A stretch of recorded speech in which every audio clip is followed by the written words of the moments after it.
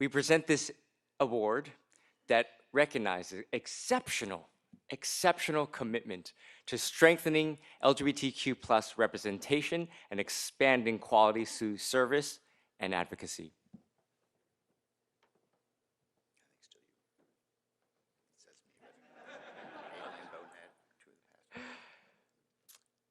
Abele and David Burnett are the two past honorees, and our President Biden will be the recipient of the 2025 Chris Abele Impact Award.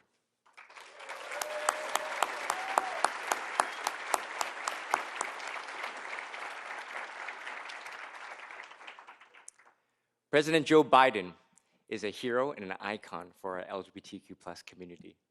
He's been a longtime supporter of our work and our mission. He presided over the most inclusive administration in history. In history, hands down.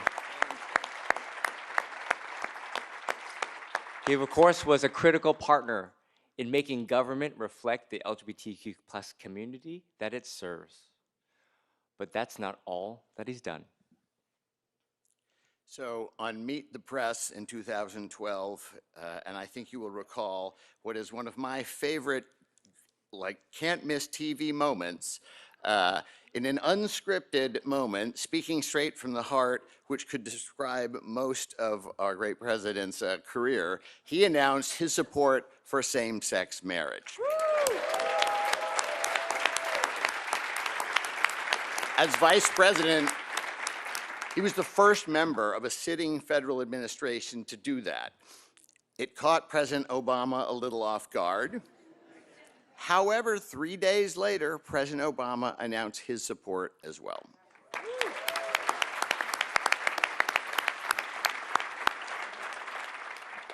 Years later, in December of 2022, as president, Joe Biden signed the Respect for Marriage Act, and it codified same-sex marriage, and it repealed the Defense of Marriage Act.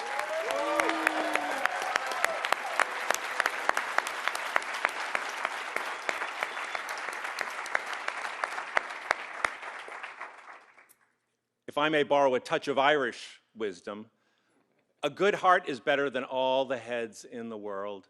And Joe Biden has one of the biggest hearts we've ever known.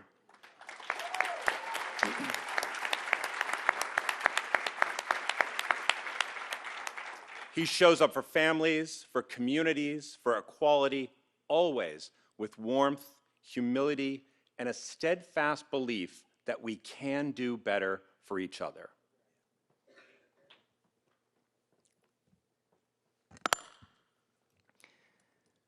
President Biden, we are grateful for your support, your friendship, and your love. You remind us that progress is absolutely possible, that inclusion matters, that love and decency will always prevail. So let's be reminded, Victory. Don't get mad, get elected.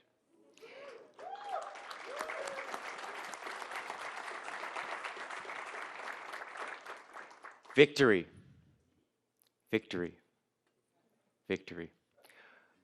Would you please join me, stand, and give a warm victory welcome to join in solidarity to welcome the 46th President of these United States, President Joe Biden.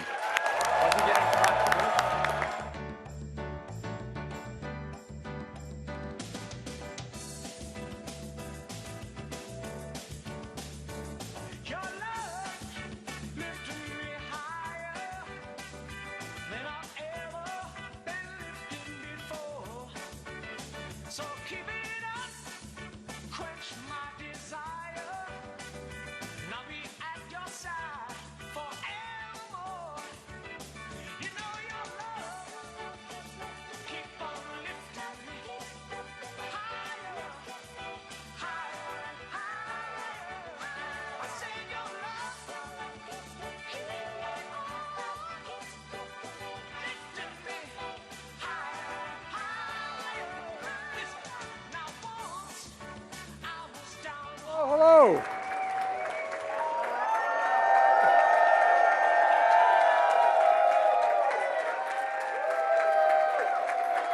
I'm not going home. Thank you, thank you, thank you. Please sit down. Evan, thank you for your visionary leadership of this organization. Chris, I'm honored to receive the award in your name. In your name. And I'm accepting this award knowing it's a recognition of all the work we've done. Michael, thank you for your, and especially thanks to David, who supported the Victory Fund, but supported me long before that all occurred.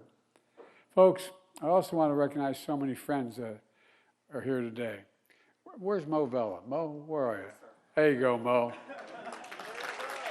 You know, we're doing this for a long time, Mo and I've relied on his advice throughout my career, particularly when I was vice president. I knew which direction to go. And I love you just as much as them, sir. Thank you.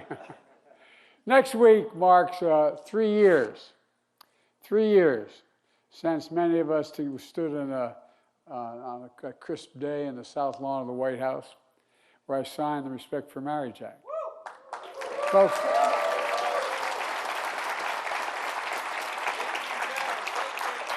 as the ceremony came to an end, the sun began to set. Rainbow lights lit up the portico of the White House.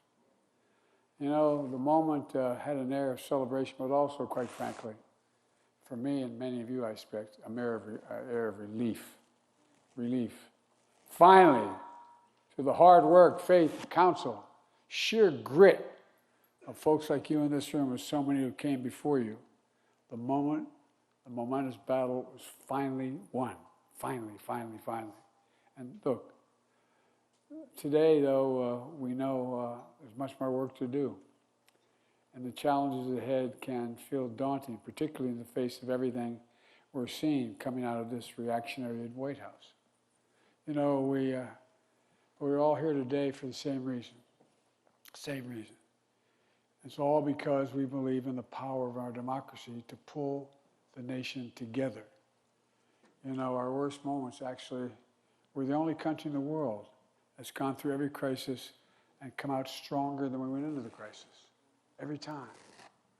America's the only country. Also, is founded on an idea. We're unique, not a joke. It's not just, America. It's true. We're the only country founded on idea. Every other country in the world is founded on geographic boundaries, religion, ethnicity. But we're an idea. A strong idea. It's stronger and more powerful than any dictator or any army. And that in America, we hold these truths to be self-evident. All men are created equal. All deserve to be treated with dignity and throughout their lives. And all of us, each and every one of us, deserves that. That's how I was raised. That's how many of you were raised, I guess, too. We've never lived up to that idea, though, but we've never walked away from it. We've never walked away from it either. And so you've heard me say before, that when I was growing up, whenever something bad happened, I used to be a stutterer, and people made a lot of fun of you, a lot of other things. My dad would look at me and say, Joey, just get up. Get up, Joey. Get up. Well, folks, that's my message to all of us today. To all who love our country. To all of us who are dismayed by the present state of the Union. This is no time to give up. It's time to get up. Get up and fight back. Get up. Continue to fight. And what's the fight all about? It's not high praise. It's about protecting the Constitution. It's about protecting the Constitution. Some of you are old enough to remember back in 2012, I went on Meet the Press. Got myself in a bit of trouble. But good trouble. You know,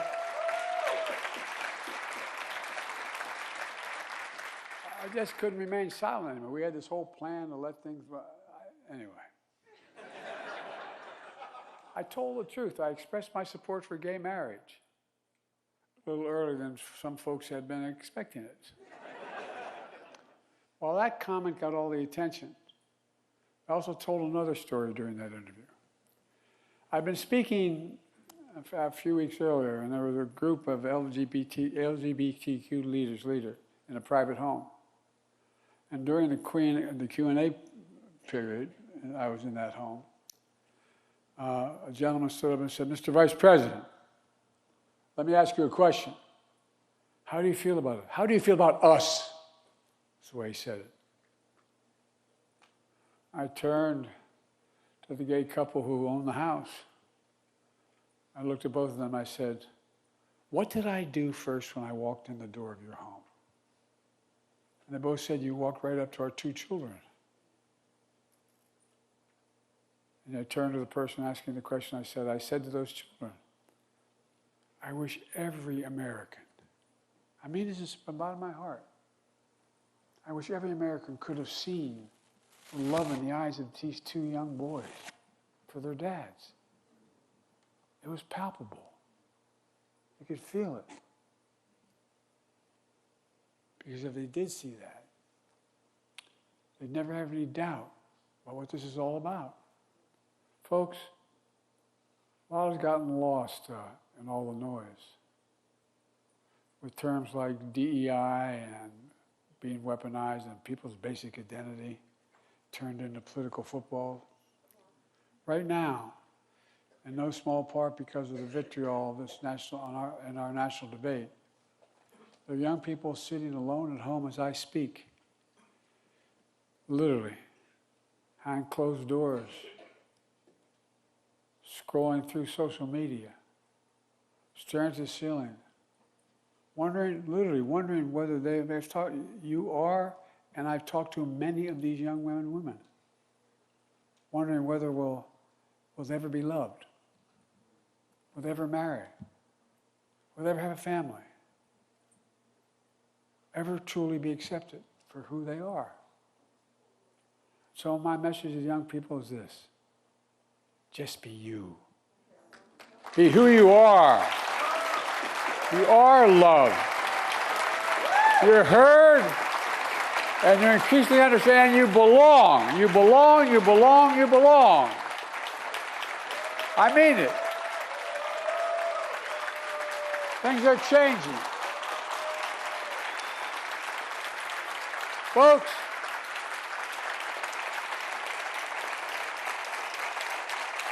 Donald Trump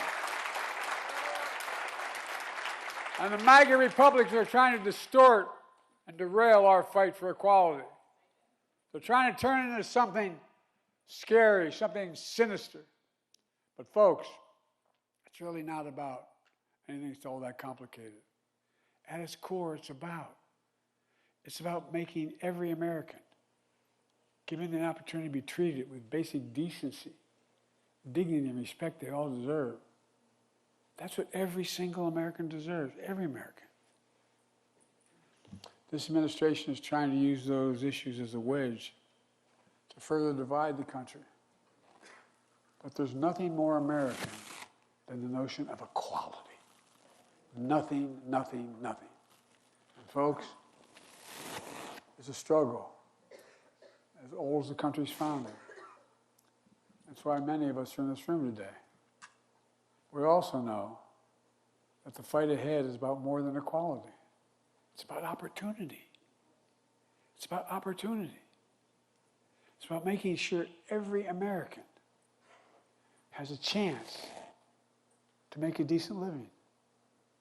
It's about having equal access to quality health care, make it affordable. It's about, they can pay any rent, send their kids to college, pay for the grocery bills. It's about making sure every American can come home at the end of the day, look their kid in the eye, and say, "Honey, it's going to be okay." It's that basic. It is that basic. You've heard me say before, my dad used to say, it's all about, can you look your child in the eye and say, it's going to be okay. That's what we worked so damn hard to do during my administration. In those 4 years, we created 16 million new jobs. Unemployment dropped. Unemployment dropped to a 50-year low. We lowered the price of everything from health care to cost of college to junk fees and airline tickets and credit cards. We made a lot of progress. We had so much more we had to do to make life affordable for every American. And it's this work that's motivated so many of you to step up, put your name on the ballot, and run for office. LGBTQ candidates across the country running not only to ensure equality for every American, but also to ensure that every American has access to opportunities they deserve. I want to thank those of you who are willing to put yourself on the line, willing to subject yourself and your families to the public scrutiny and the attacks that sure will come your way in order to make life better for every American. It's going to take character. It's going to take courage. So please join me today in thanking all the candidates elected to office here today, and please stand up, candidates. Stand up. Thank you.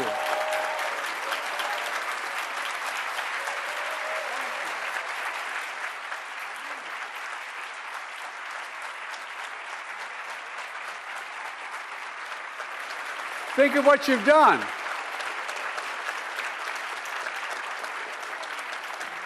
I know I look like I'm only 40 years old. I know that. I've been doing this job for 51 years. If I made that same comment in this room, and I've spoken in this room that many years ago, made that same comment in this room 50 years ago, 30 years ago, 25 years ago, I've been thrown out of here. Not a joke. Well, when I took office, I promised to have an administration that looked like America. I've kept my promise.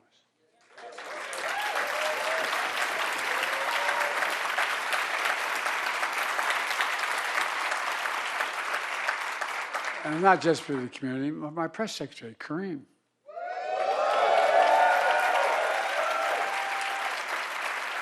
My head personnel, Goodman, is here. I don't know if he's here or not.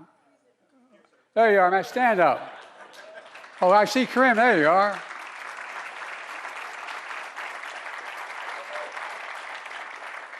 Along with many others who served in my administration.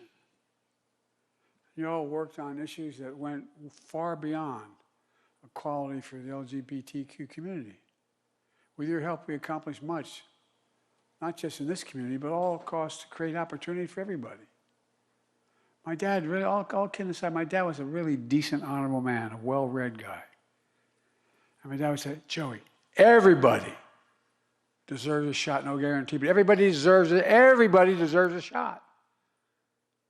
So again, please join me in thanking all those who work for my administration and continue to work in government. Thank you, thank you, thank you.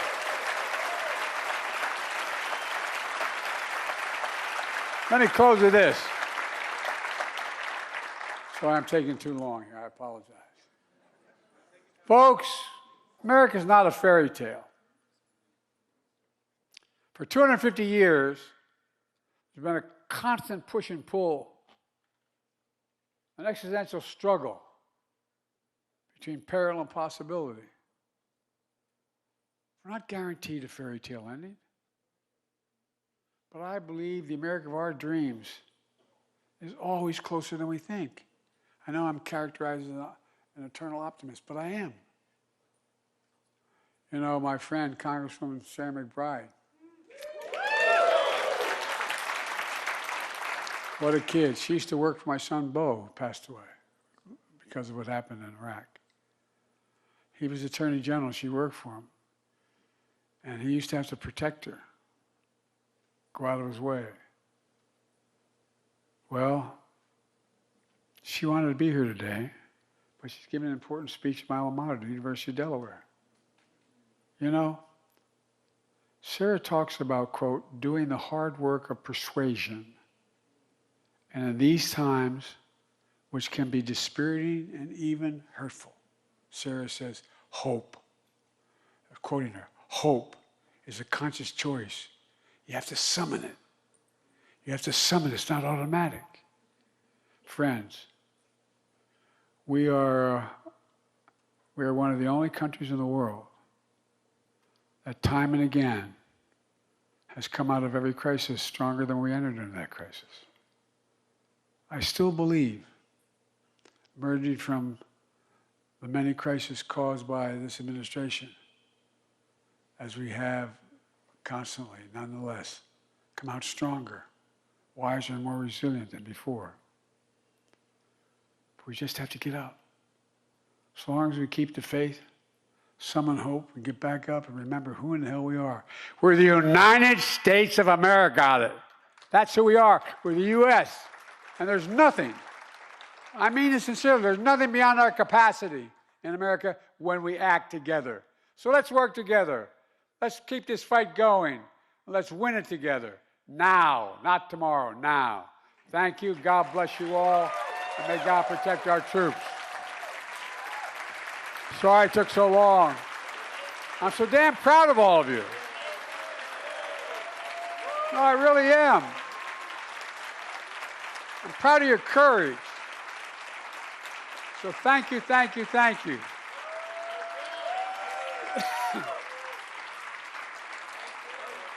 Every time I'd walk out of my grandfather Finnegan's house in Scranton to yell, Joey, keep the faith. My grandmother, no, Joey, spread it. Let's spread it. Thank you.